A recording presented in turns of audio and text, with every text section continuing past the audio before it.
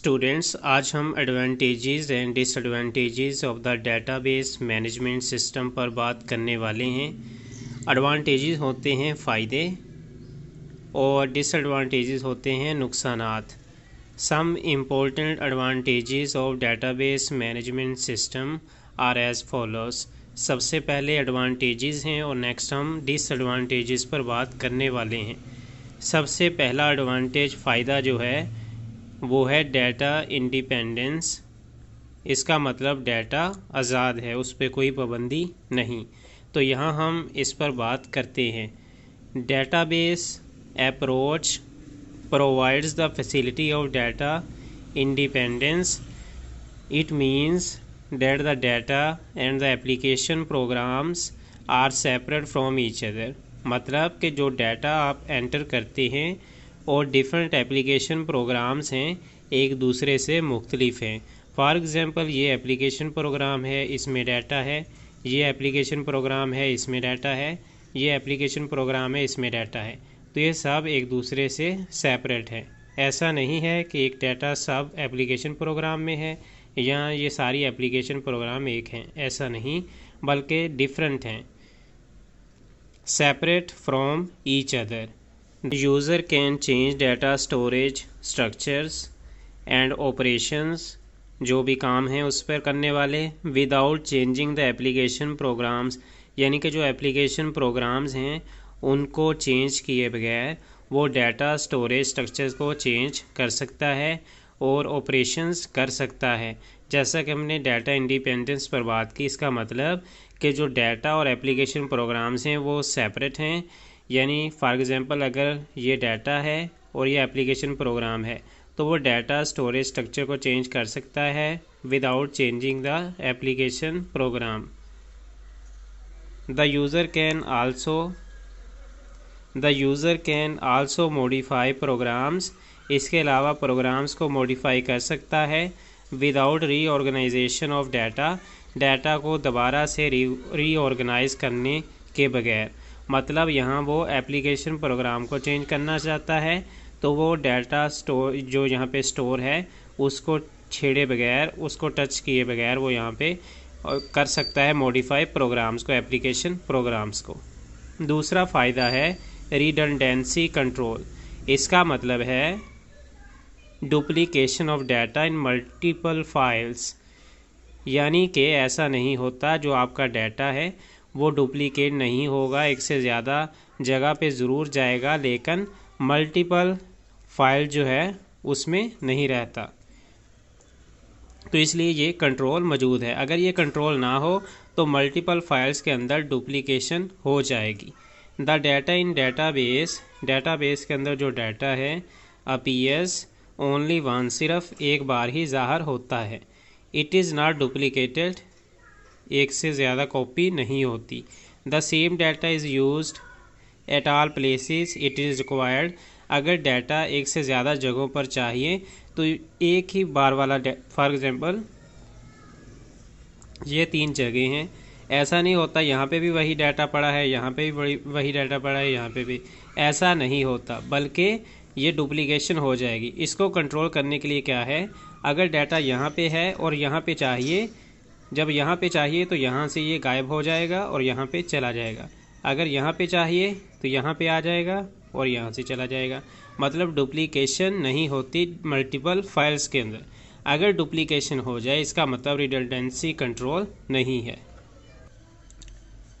यहाँ पे एग्जांपल है, suppose we want to manage the information of students. जो स्टूडेंट्स हैं उनकी इंफॉर्मेशन उसको मैनेज करना चाहते हैं। हु स्टडी इन कॉलेज, जो कॉलेज में पढ़ते हैं। And the students who live in hostel, और ऐसे स्टूडेंट्स जो कि हॉस्टल में रहते हैं।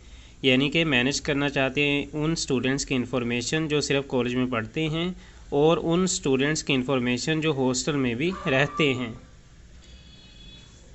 The data of students is stored in college database. जो स्टूडेंट्स का डाटा है वो कॉलेज डाटाबेस में होगा।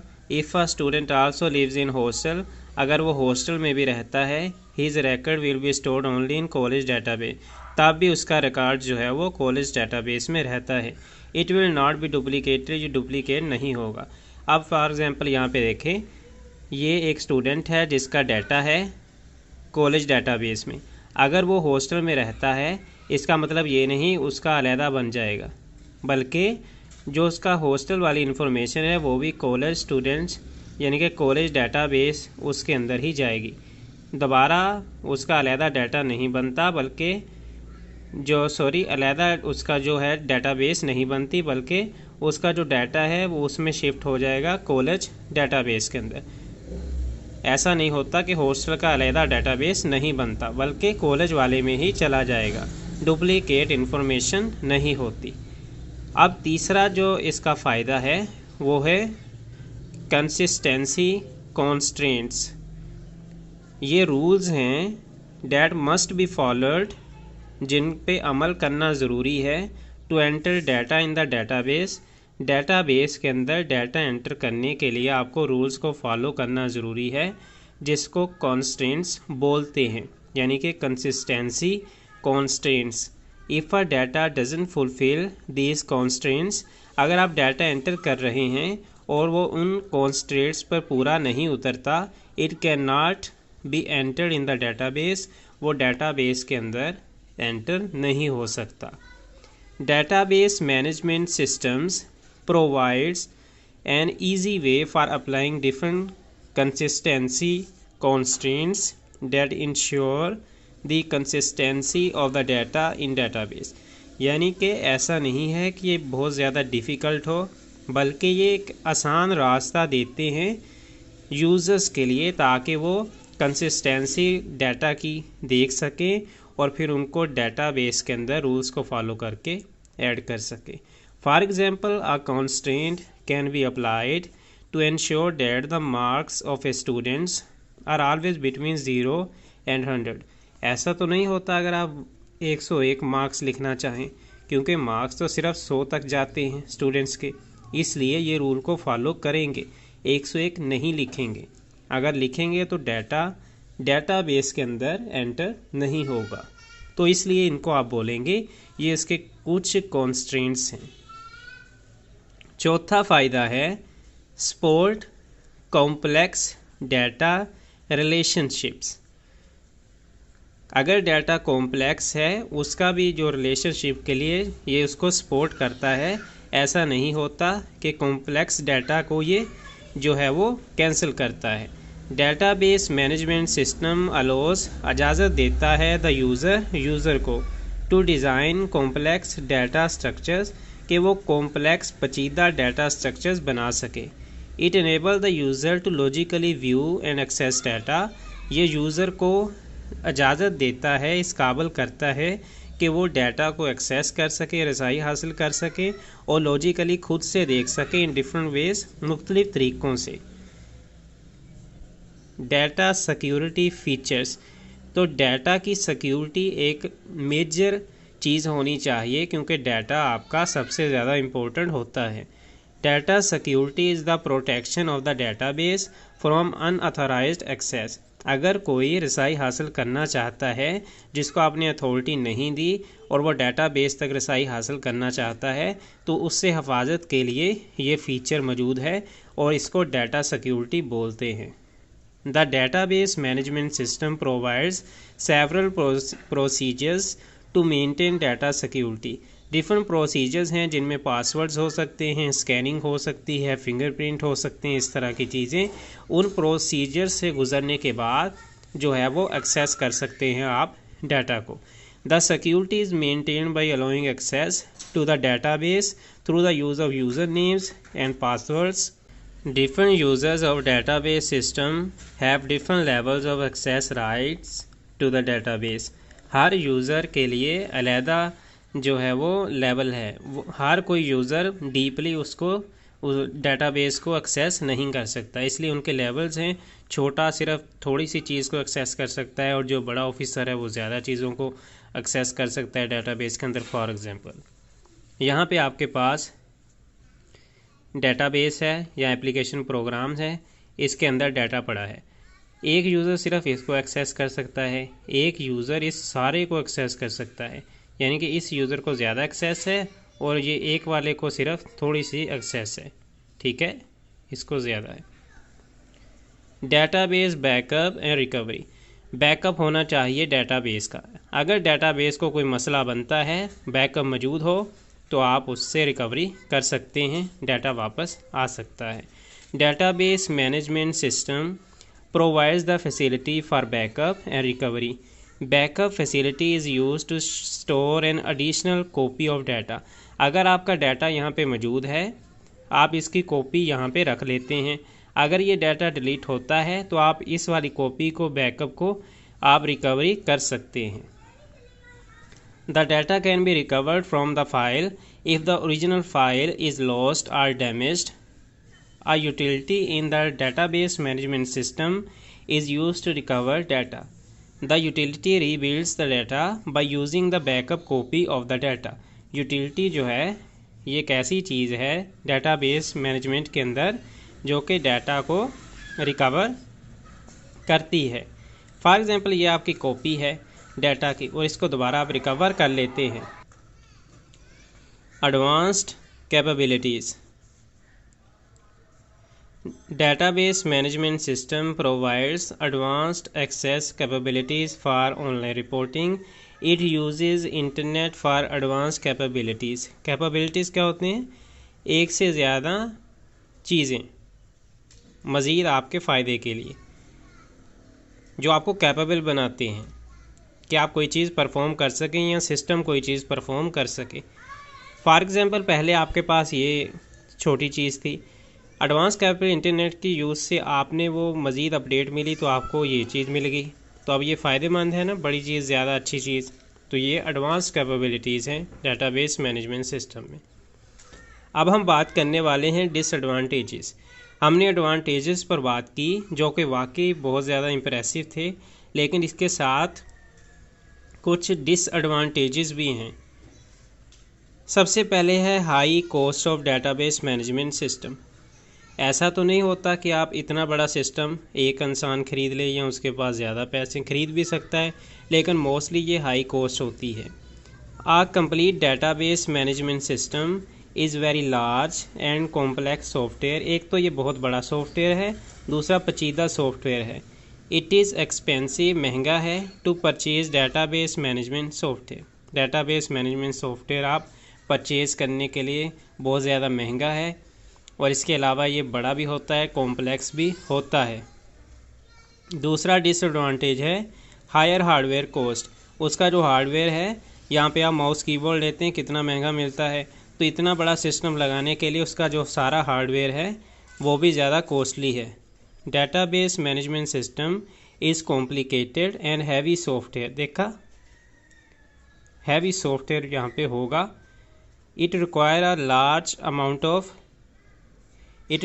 a large amount of memory and higher processing power to run. Processing power बहुत कम होगी तो वो चलेगा ही नहीं, और प्रोसेसिंग पावर ज़्यादा लेने के लिए बहुत ज़्यादा कॉस्ट अदा करना पड़ती है। It requires powerful hardware to work properly and efficiently. अब हम तीसरे पे बात करने वाले हैं, ये है अपॉइंटिंग टेक्निकल स्टाफ।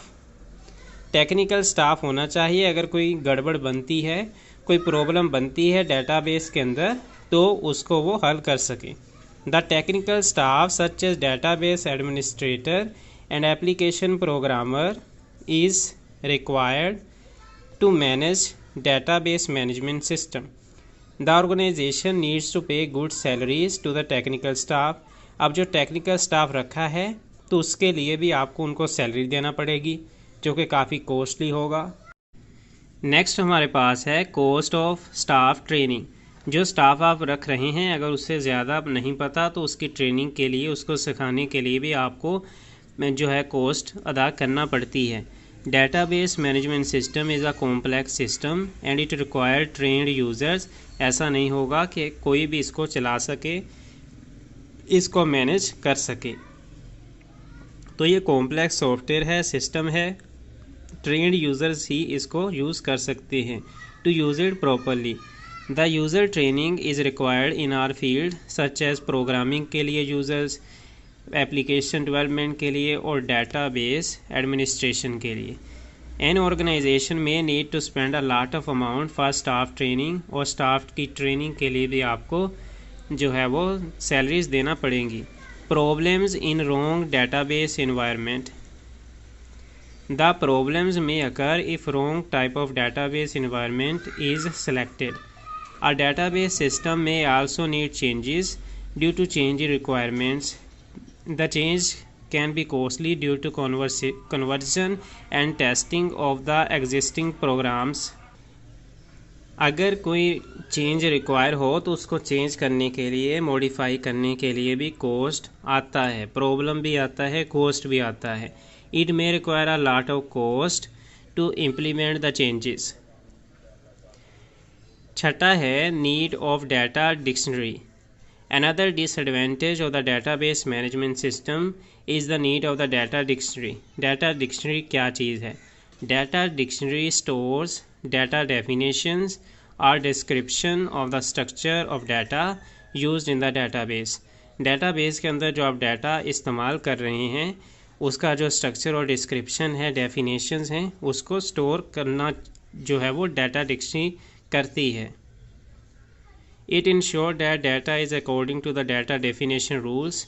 हमने पहले बात की थी डेफिनेशन रूल्स के बारे में कि जो आप डाटा एंटर करें यहाँ पे डिजिट्स लिख सकते हैं, यहाँ पे अल्फ़ाबेट्स, यहाँ पे आप कोई स्पेशल सिंबल्स लिख सकते, सारे के रूल्स हैं और ये रूल की जितनी भी जो डेफिनेशंस हैं, डिस्क्रिप्शन है, वो डाटा डिक्शनरी फॉलो करती है। The rules include field names, field size and data types. ये डाटा टाइप्स के इसमें करैक्टर लिखे जा सकते हैं, डिजिट्स लिखे जा सकते हैं, फील्ड नेम्स और फील्ड साइज। ये फील्ड साइज है, ये फील्ड नेम है। फील्ड साइज कुछ कम हो सकता है, कुछ ज़्यादा, कुछ उससे भी ज़्यादा, और ये साथ में उसके names, field name. Data dictionary is also use for data access authorization for the database users. Data dictionary is very useful tool but it is also expensive। it requires installation cost as well as hardware requirements। Hardware पे भी cost आएगा, installation पे भी cost आएगा। तो ये तो थे इसके डिसएडवांटेजेस।